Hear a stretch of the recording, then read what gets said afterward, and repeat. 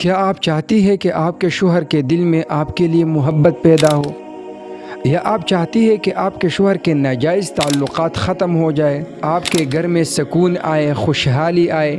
تو اس کے لیے آپ ایک قرآنی وظیفہ کریں۔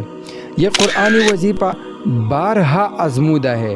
یہ آپ کرو گی تو اپنے گھر میں اور اپنے شوہر کے دل میں اپنے لیے ضرور محبت پاؤ گی۔ اس وظیفے کے برکت سے آپ کے شوہر کے دل میں آپ کے لیے محبت پیدا ہوگی اور آپ کے گھر میں سکون اور خوشحالی آئے گی۔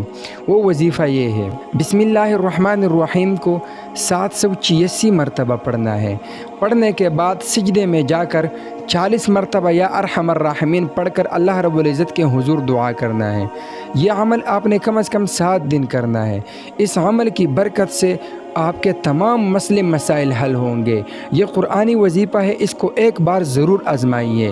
اللہ رب العزت آپ کے تمام مسائل حل فرمائے۔ آپ کمنٹ میں آمین لکھیں تاکہ ہم اپنے مدرسے کے بچوں سے آپ کا نام لے کر آپ کے لیے دعا کروا سکیں۔